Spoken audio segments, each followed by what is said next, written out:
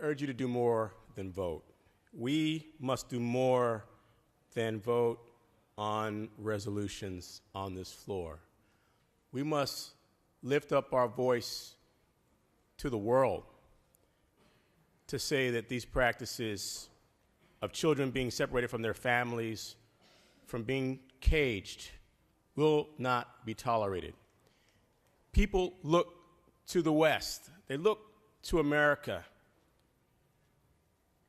to set the tone on every policy you can imagine. Think about the message that it sends right now about what this country thinks about children, given the treatment that refugee children are being provided. You don't need to be a psychologist to understand the negative impact that is being had on children who are crying, mommy, papi, for their parents. In the face of guards who will say things like, don't they sound like an orchestra, ridiculing them.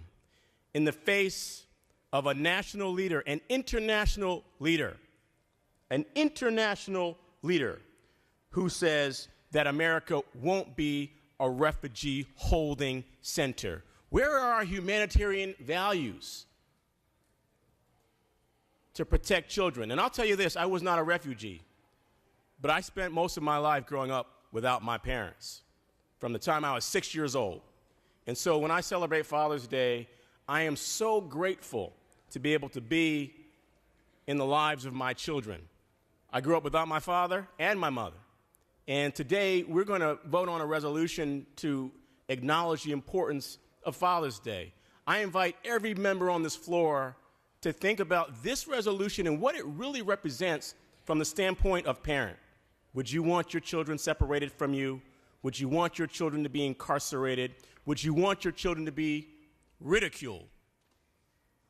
I know and believe that for you, the answer would be no. Raise your voice. Be the leaders of the world. Say this is the wrong policy. I strongly urge your aye vote on H.R. 91.